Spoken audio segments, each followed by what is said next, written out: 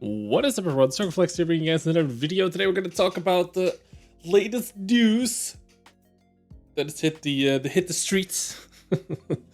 But yeah, today we're going to talk about the high explosive shell revision joined the testing. So yesterday the Sandbox server went up with some significant changes. And for those who don't know, the Sandbox is basically the playground where wargaming tries all kinds of ideas. So it's not the test server, it's not for the next patch. It's just for either the future or not at all. So yeah, take that into consideration. You know, it might not happen. It might happen in different ways. Yada yada. But yeah, so they're gonna rebalance the Aichi shells, and the main thing is that they're gonna remove the pen entirely and make them do way less damage than before. So not only are you not gonna be able to pen your Aichi shells anymore, they're also going to do less damage for every shot you do that doesn't pen, right? And I believe also part of this was the reducing of, crews dying, stuff like that, so critical hits. So you can see here, we'll do less damage average, up to 75%, so that's quite a big nerf, right? Less critical damage to internal and external modules and crew members. It will be impossible to set fire to the engine if you hit the commander's head. So, yeah. HE shells, blah, blah, blah. Weakly armored vehicles will no longer receive such enormous amounts of damage from the penetration. They still take more damage than heavily armored tanks, but not 3 times more. So, and this is where they want to see the use of the reworked HE shells, if it goes through, is the resetting the base capture progress. So you're going to do damage almost every time. Actually, this time. But not a lot, but it's perfect for resetting bases and stuff. Finishing off low opponents on low HP, right? That already happens with the current one. But it does do a lot less damage, so this might not work out as well as they think it will be. And immobilizing enemy vehicles, so for tracking. I mean, that is fine, I guess. So the big thing here is, and I already got asked this question like yesterday already, like what do I think about it? Because I am almost famous, if not notorious, for the way I've been using HE shells, right? Most of you that have been along for a long time will remember the Patton game on Mines, where I used the Derp gun on tier 9, the 105 Derp, and still like aced it or was first place or something crazy like that, right? You might remember me because of all the golfing, you know, at the lower tiers, tier 5 and 6. You know, we're calling it golfing where we do things like this, right? The Scorpion, it's like, okay, and pop. It's like 385 damage HE against the lightly armored tier 8 target, right? That's in my E2, and this gun is also on tier 5s. And KB2s, you know, back in the day, they still work like this, of course. This is on the old El Khaluf. Before the HE rework, it's a KB85, same tier heavy, get a side shot, and we pen him with the regular HE. So that was 820 clean, right? Or if you get behind Panthers, then you hit him in the back of the turret, 908. Now, the question is, Circon, what do you think about the HE changes? And I actually think that the idea behind this is very good. I would say that making these derp guns less useful is a good thing. Okay? Now, some of you might say, oh yeah, you can talk because you already use all the derp guns and blah, blah, blah. But I'm saying for the whole entire game, for new players and old, I think the idea behind this is good. I don't think shots like this, right? I don't think a shot like this is healthy for the game at all. And I have a lot of KB2 videos. And that wasn't even the rear armor. That was the side armor of a heavy that I just penned with HE, right? And it just full health, goodbye, good day. Like the game has been going on for like, how much is this? Like 3.5 minutes? Whoop-de-doo. Like he literally walked from his base all the way to A2, crosses to go to the heavy tank corner here. And me and my KB2 are apparently fast enough to get here, penned them in the side, right? And yeah, I've been doing a lot of this golfing. Like if you look throughout my YouTube channel, you'll find a fuck ton of derp gun videos, and I've been using HE on all the wrong guns and all that. So I understand it, but I've also been the guy that spent the last like 6 months free marking the last tier 5s and 6s that I haven't done yet, right? So at tier 5, I was free marking things like the IKEA 103, for example. And that currently has like 300 health or something like that, right? 350. If you look at the armor, like, I mean, there isn't any. So any person that by accident or knowingly has a derp gun, or even just loaded HE, right? A lot of quote-unquote bad players will shoot a lot of HE because, you know, it's the whole meme that they will do the most damage, right? But a lot of these people will just randomly one-shot you. And I was free marking these, especially the TDs suffer a lot from this because you don't have a turret, for example. Another egregious one is the Panzer Soufflé, as we like to call it. I mean, this tank, 10 millimeters of armor. Like, anybody that looks at you weird will pen you with HE. And it's so easy as well, because you cannot, they don't deploy like they do in other games, right?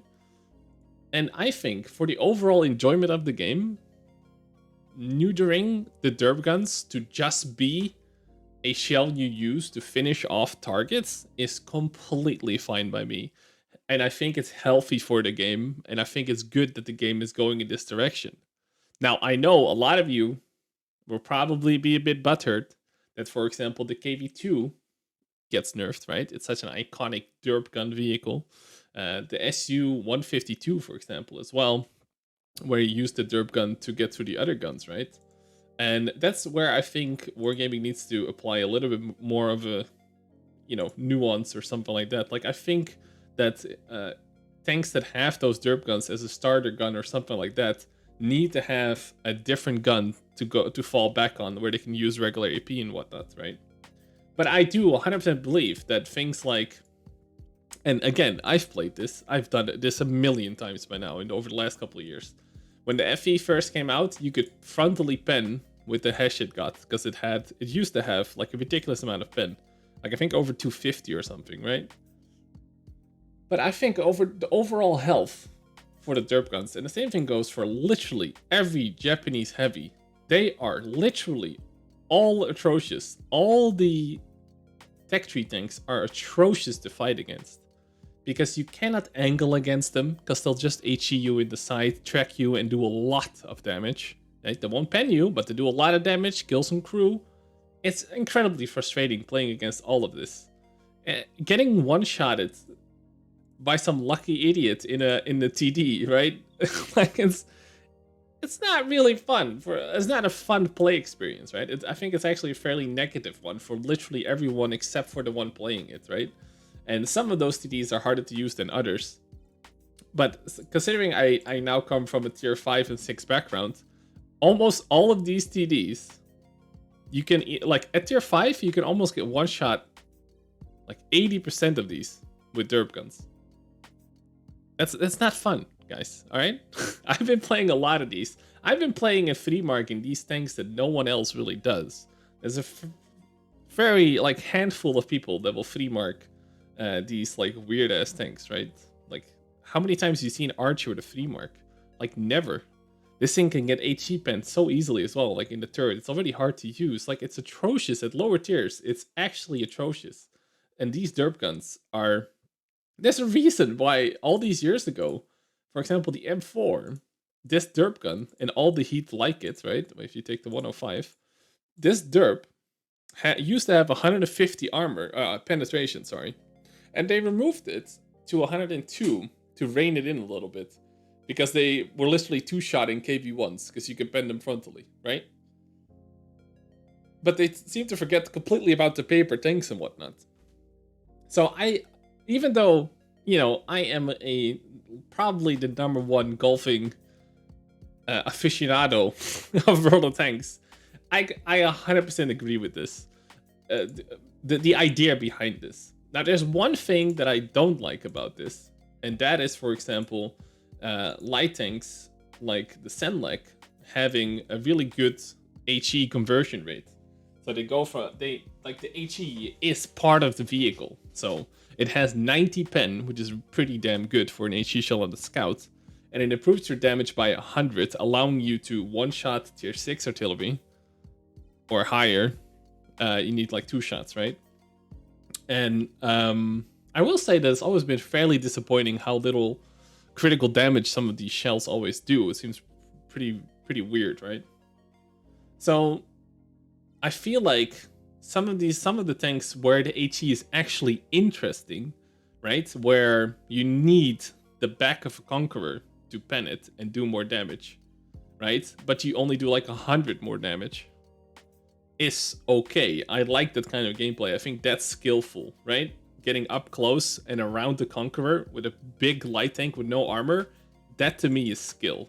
Getting one-shotted by a random M4 HE shell that went past flying your teammate in front of you and accidentally hit you and one-shotted your TD at tier 5 or 6, I'm not that okay with that, right? I don't think it's a positive play experience whatsoever. So I don't know if they can find a happy medium between these two. There's even more egregious things in here, right? If we another HE conversion rate that is redonkulous, like it always has been. Of course, it's Russian, but this AP shell is 180 damage that transfers into 300 with a 5.7 reload base. So 300, and it's tier 6, and it meets TDs that have 350 health and are easily HE pennable, and you're gonna shoot them for 300 average per shot with a really short reload. You don't stand a chance. Not only do you not have you don't have a turret, so it's already harder to play. A lot of these guns don't make any sense because tanks without turrets have worse gun characteristics than tanks with turrets. So I like the idea behind this. I think it's a good idea. And I'm more than willing to trade in my Death Star one-shots and whatnot to make the overall game healthier. Because I think this will help, especially at tier 5, 6, and 7. I think the HP value increase is good as well. Allowing, you know, for battles to take a little bit longer. Like, getting one-shot at every other game in your tier 5 TD is extremely frustrating. Extremely frustrating. So giving them more health and not be one-shot HEable by literally half the team plus is a good thing. Also, making these HE shells, and I'm gonna go here and say that it's also artillery, right? So artillery doing no fire damage and doing less crew kills is also a good thing. Now they buffed the damage on like 2 of them, I believe. But the looks of it, overall, the RT basically gets a bit nerfed in terms of doing damage. And, you know, I think we can all get behind that, right? They're just like... So, I like the idea behind this. I don't mind the HE getting nerfed, especially at lower tiers, but even at higher tiers, the Japanese heavies having to revert to other guns. But that's the thing, right? It's all about how will they handle the other shells that they get. Because on the test server, if you take a look, for example, at the what is it? The SU-152, right? That's the big derp gun. So the HE has like no more pen. None of the HE shells have pen. I'm gonna go ahead and guess that artillery is the same, right? So you're gonna hit for very low amounts of damage. Like you can see here that the conversion rate for 152, let's see, 150 here goes to about 300, 330. I've seen footage of it doing a lot less than that, you know, doing like 200 to 100 sometimes even. And I personally think that the tech tree should be better. And for example, the SU should have a better stock gun or a better 122 mil that you can also choose. So you can still play the SU-152, right? But here's the other part that I was gonna say is that they still kept the heat shells that have 250 pen. So this just means that you're obviously just gonna shoot AP and heat all the freaking time. Probably just heat all the time, to be perfectly honest. And you're still gonna blap people, right? Like, that's not gonna change. So they have to figure out something to do with the heat shells, for example. Because if you want to make these shots happen, right? If you want to make these shots still happen, theoretically, you could just do no... I think this back in there, I think this is already removed, but the AP on the KV2, right? You can still make these shots happen. If you know that someone is probably bound to drive by, you can make the tactical decision of just loading the AP and doing like 700 damage. And then this guy that we're shooting here has like 15 to 20% more. This guy is now 820. This is probably closer to like 1,000 in the with the HP buffs, right? So you can still make these big AP plays if you really wanted to. And with the AP, you could still one-shot the the tier 6 and 5 TDs and whatnot. So again, I like the idea of the Aichi nerfs. I think they should go through with something like this, but they should really pay better attention to each and every single tank that gets heavily affected by this and give them better options to use instead. So giving the SU a really good 122 mil from the get-go so you don't have to grind towards it with a really shitty 152 mil would be the way, right? The KV2 would still be okay because it can use the 107. Maybe you'll buff that a tiny bit, who knows, right? You can still easily use this. You have almost 2k DPM, right? And I know a lot of you people are going to be disappointed that they can no longer derp and that people would play thousands of games in their Shermans, you know, and they would enjoy the hell out of it. But I think for the overall future and health of the game, one-shotting the new player base with every other shot, and I've had some ridiculous games. Like, I've just taken these 3 out because they were in the higher views, so that's how I found them easier, right? But let's be real, doing 908 damage as a tier 6 heavy is a bit ridiculous, right? I think we can all agree. And if you could do this shot with AP for 700, it would already be a little bit less. But yeah. We're gonna see how it works out. If you want to test this yourself, it is, I think, for everybody, you can just join. You have to probably do like a separate download or something, and you know, your feedback is important apparently. I wouldn't believe that too much, to be honest, but yeah, join the test by all means and let Wargaming know, right? The more of an uprising there is, if people really don't like it, then that's fine, right? I think it's good changes all in all, you know, taking the good with the bad. I think we're gonna come ahead, you know, positive. Basically, Arty gets nerfed with this as well. No more pens by artillery, which is another bane of all these especially lower tiers, right? And I've played all the shitty tier 5s and 6s over the last couple of months, so I think I can definitely testify with recent memories on the recent patches that it definitely is bad out there with all the itchy pens, man. And I also think, like, obviously this is not the biggest problem World Tanks has. I still think matchmaking has a lot to do with this as well. But I'm gonna be happy when the Japanese heavies basically don't have HE guns anymore. I think that's a good change for everyone. And not getting one-shotted 20,000 times in my weekly armor TDs is gonna be nice. Having more health at all the lower tiers is gonna be really nice as well. I'm looking forward to it. This might not be the perfect iteration of it, but I really like the idea behind it. But yeah, I figured I'd just make a video on it because I know I'm gonna get a lot of questions on it, and I figured I'd give you my take on it. So yeah, thanks for tuning in. I'll see you guys in the next video. Thanks a lot. Don't forget to subscribe and stuff. And yeah, I'll probably be back with another video tomorrow. Thanks a lot for tuning in. Peace out, boys.